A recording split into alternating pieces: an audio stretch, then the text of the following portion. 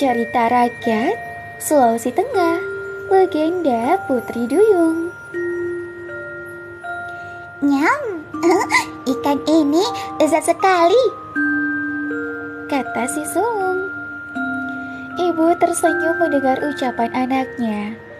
Mereka sekeluarga memang jarang makan ikan. Sehari-hari suaminya hanya menanam ubi dan jagung di ladang. Itulah yang mereka makan. Ibu. Bolehkah aku tambahkan ikannya lagi? Tanya si tengah.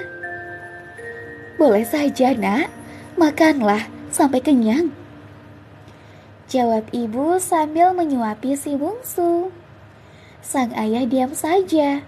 Ia tak menduga anak-anaknya begitu suka pada ikan hasil tangkapannya itu. Nanti ia akan pergi lagi ke laut. Siapa tahu ia mendapat ikan lagi. Bu, aku pergi dulu ya.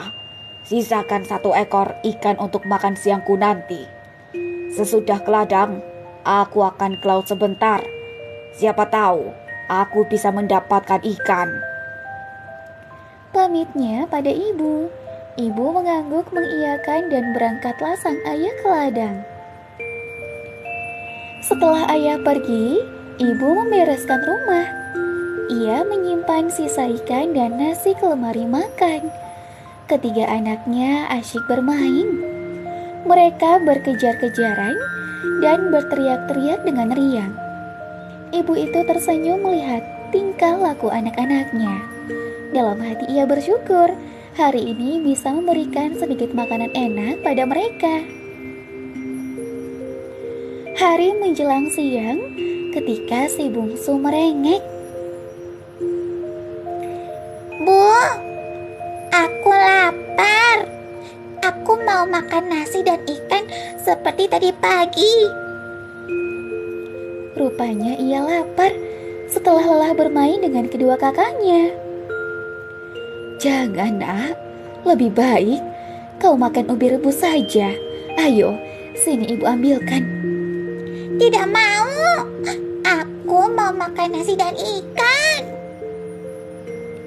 Kali ini ia merengek sambil menangis. Tapi ibu tetap bersikukuh. Ia tak mau memberikan ikan itu pada anak bungsunya.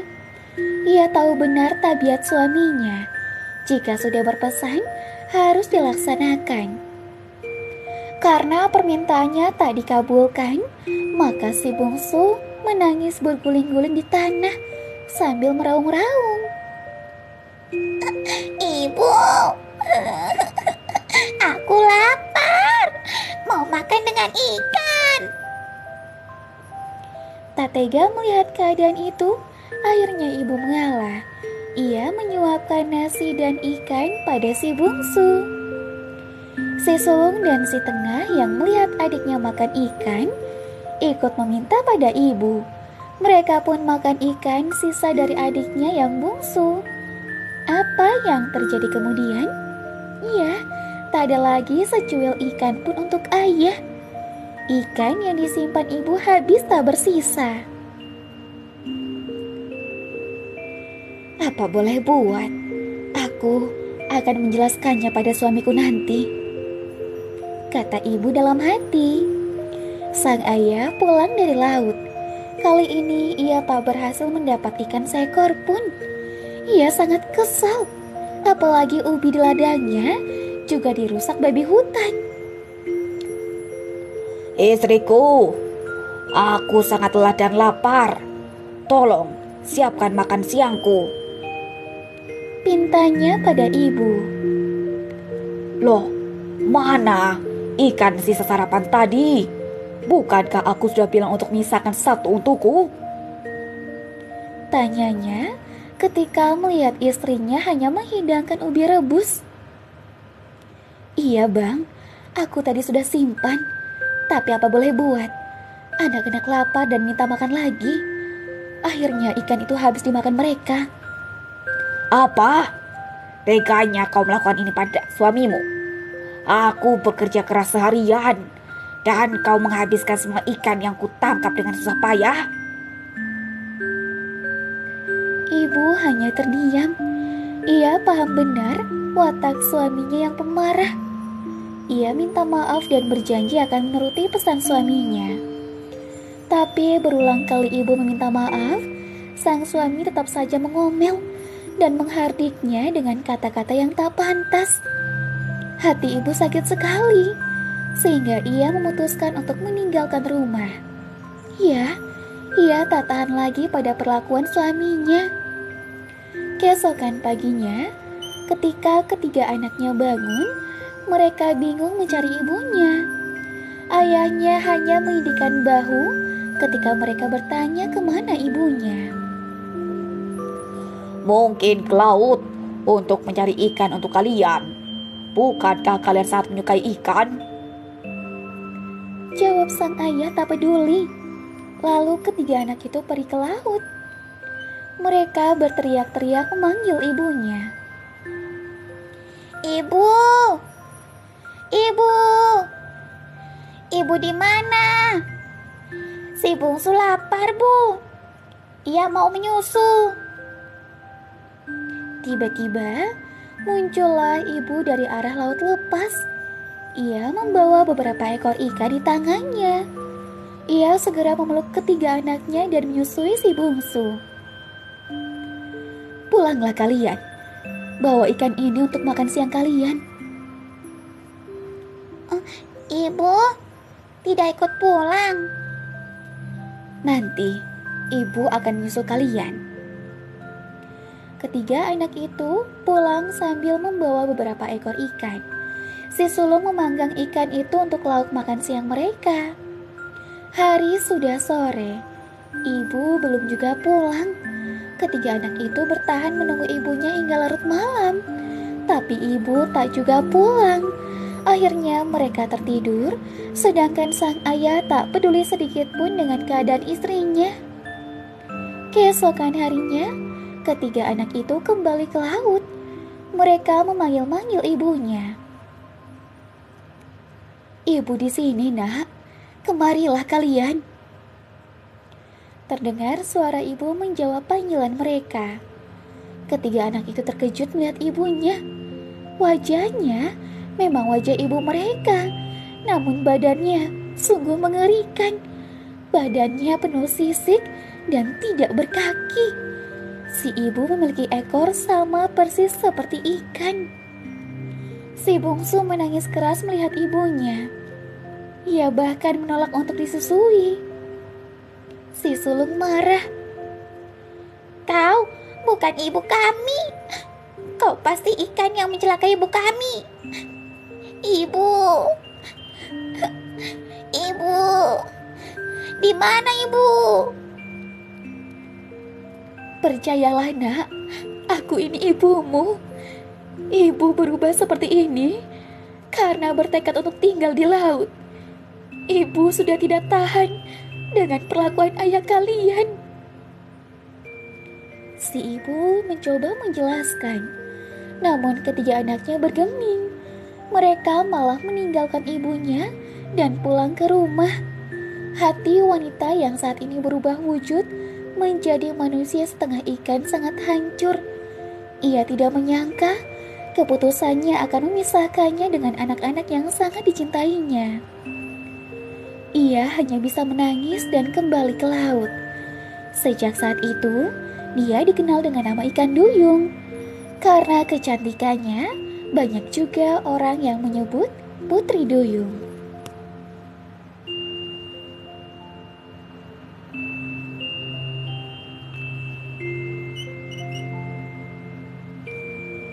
Itulah cerita rakyat Sulawesi Tengah, legenda Putri Duyung. Dari kisah ini bisa diambil pesan, yaitu janganlah menyakiti hati orang lain. Berhati-hatilah dalam mengambil keputusan, supaya tidak menyesal di kemudian hari. Kisah Putri Rapunzel yang berambut panjang. Pada zaman dahulu, hiduplah sepasang suami istri. Mereka sangat menginginkan kehadiran seorang anak. Sang istri gemar duduk di dekat jendela sambil melihat ke taman. Dia senang melihat bunga lampion yang sangat indah di taman itu. Tiba-tiba sang istri jatuh sakit. Makin hari wajahnya makin memucat. Sang suami menjadi kebingungan. Apa yang sebenarnya terjadi dengan istrinya itu? Sang suami bertanya, "Wahai istriku sayang, sekiranya apa yang bisa membuatmu sembuh?" Andai aku bisa mendapatkan bunga lampion yang terdapat di hamparan kebun itu, jawab sang istri.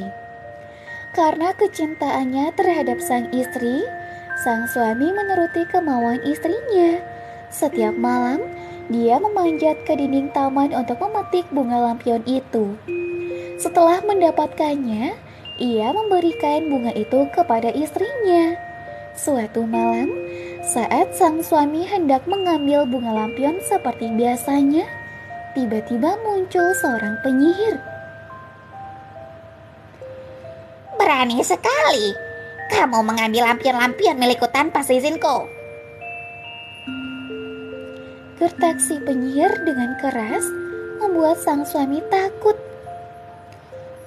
"Maafkan aku mengambil bunga lampion ini untuk istriku." Penyihir terdiam sejenak, kemudian berkata, Kau boleh mengambil bunga lampion ini 3 kali lipat dari yang kau bawa malam ini. Tapi dengan syarat, anak yang dilahirkan istrimu harus diberikan kepadaku. Dengan ketakutan, sang suami terpaksa menyetujui persyaratan si penyihir. Tak lama kemudian, sang istri hamil.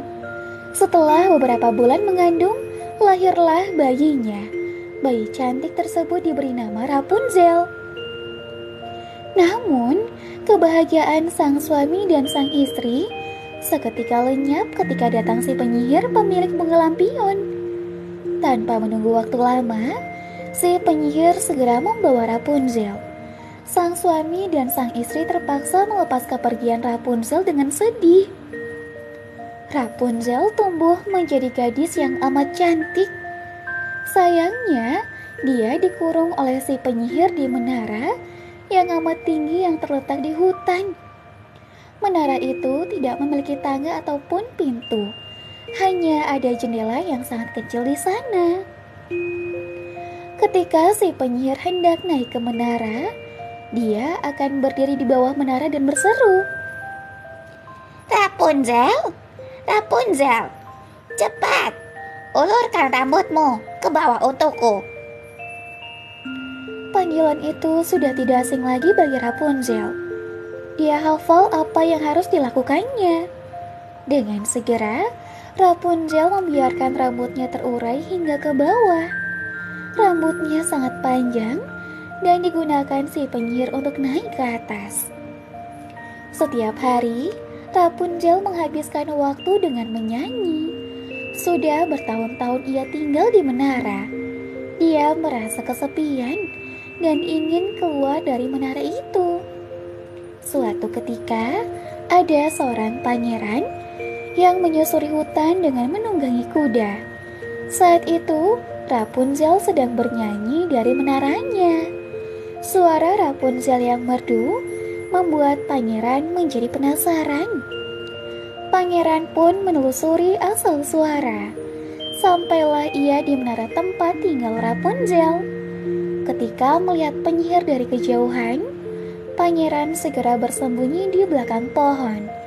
Diam-diam ia mengamati si penyihir yang sedang memanggil Rapunzel. Taulah pangeran bahwa Rapunzel selalu mengelurkan rambutnya ke bawah saat penyihir memanggilnya.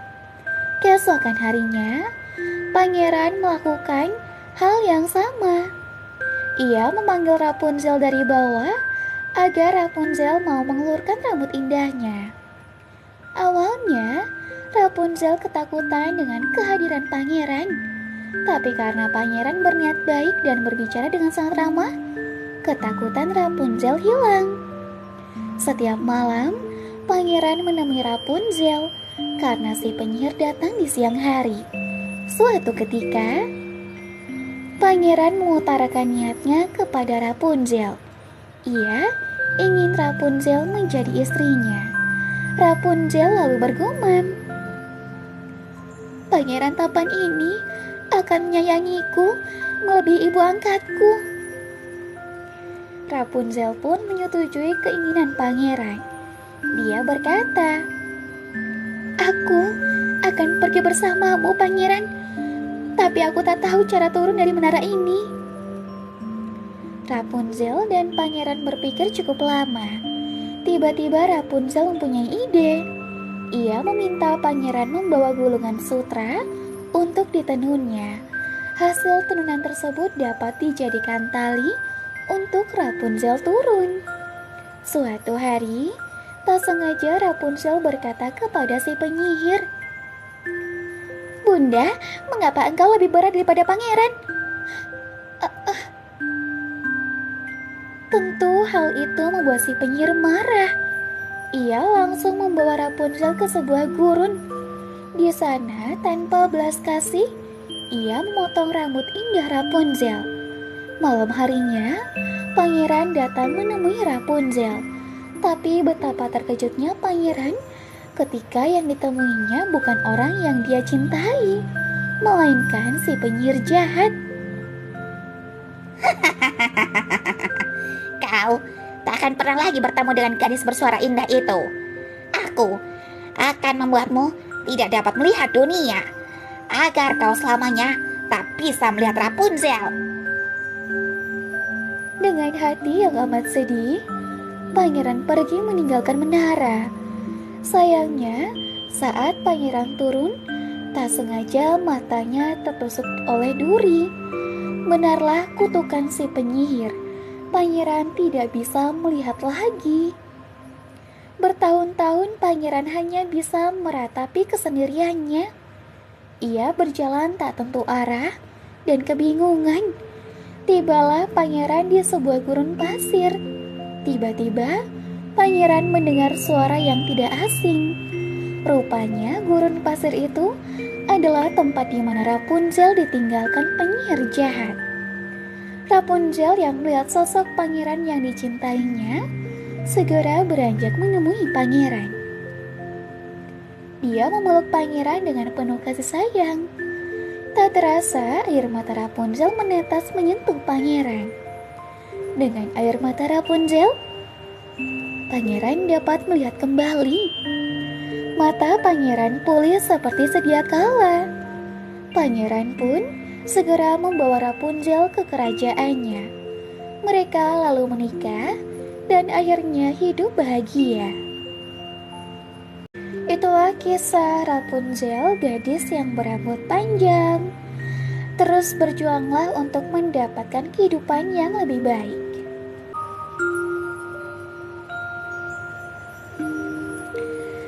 Cerita rakyat Provinsi Jawa Barat, kisah Putri Kandita. Alkisah di daerah Pakuan yang kini bernama Kota Bogor. Tersebutlah seorang raja bernama Sri Baduga Maharaja atau Prabu Siliwangi yang bertahta di kerajaan Pakuan Pajajaran. Ia adalah raja yang arif dan bijaksana. Sang Prabu juga mempunyai seorang permaisuri yang cantik jelita dan beberapa selir yang cantik-cantik. Dari hasil perkawinannya dengan sang permaisuri, lahirlah seorang putri yang bernama Putri Kandita. Putri Kandita memiliki paras yang cantik, melebihi kecantikan ibunya. Ia merupakan putri kesayangan Prabu Siliwangi.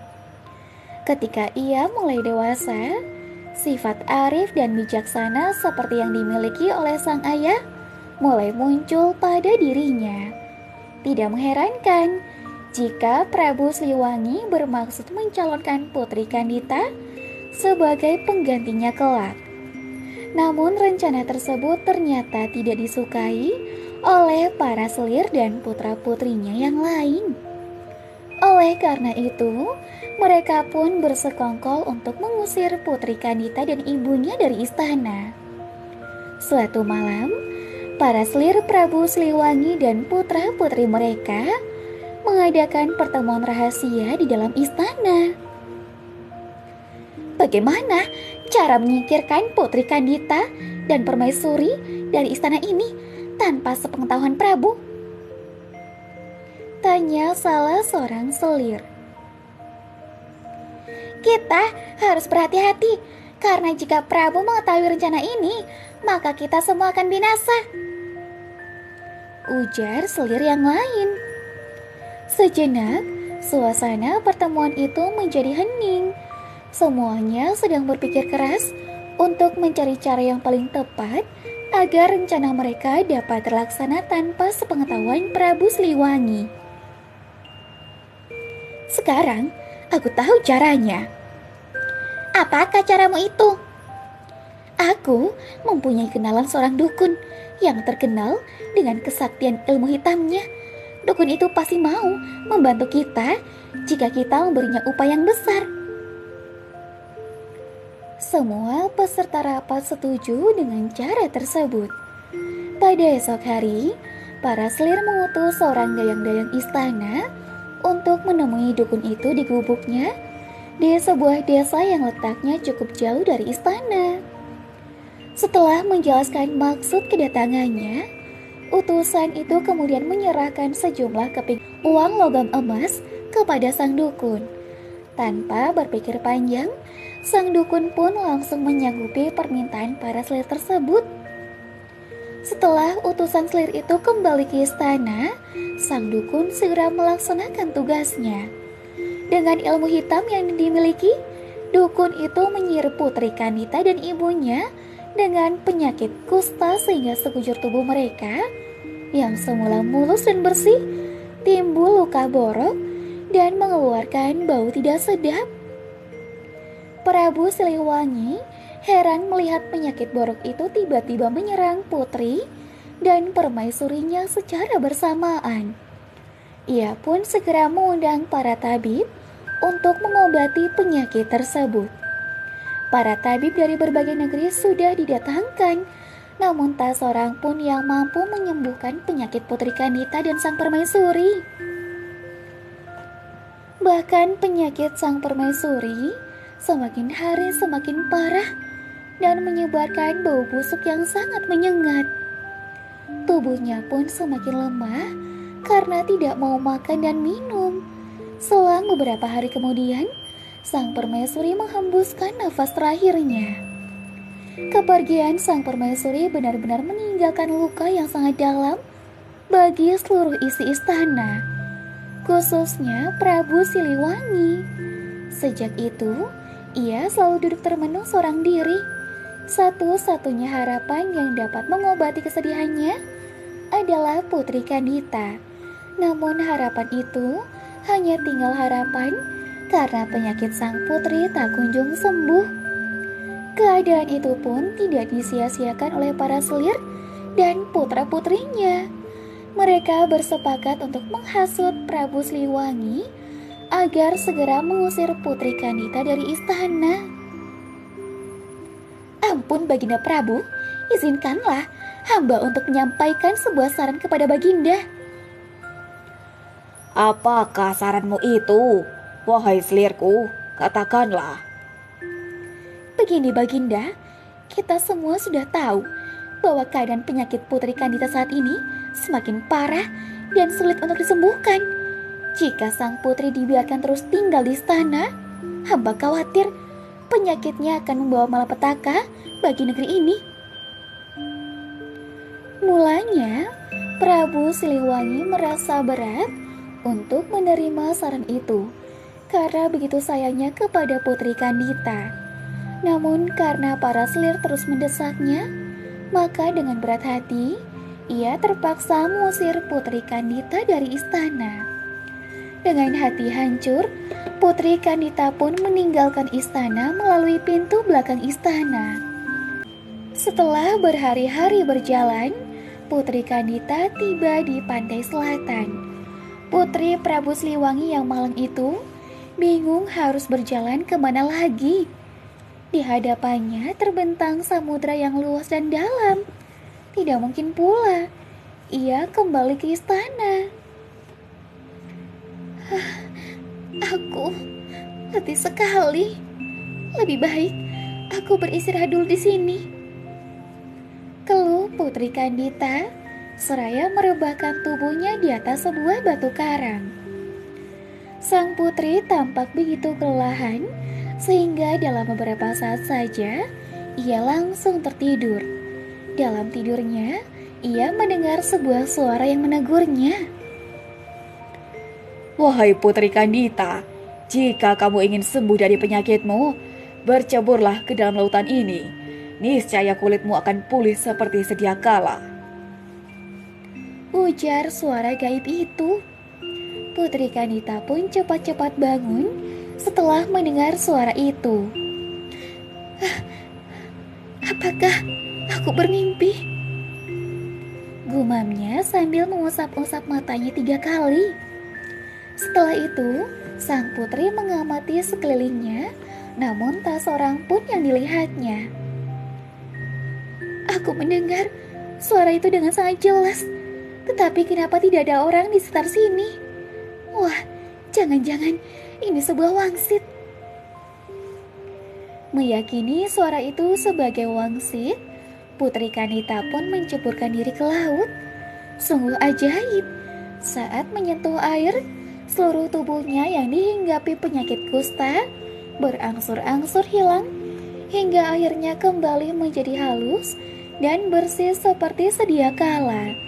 Tidak hanya itu, putri kesayangan Prabu Siliwangi itu juga menjadi putri yang sakti mandraguna. Meskipun telah sembuh dari penyakitnya, Putri Kandita enggan untuk kembali ke istana. Ia lebih memilih untuk menetap di pantai sebelah selatan wilayah Pakuan Pajajaran itu. Sejak menetap di sana, ia dikenal luas ke berbagai kerajaan yang ada di Pulau Jawa sebagai putri yang cantik dan sakti. Para pangeran dari berbagai kerajaan pun berdatangan untuk melamarnya.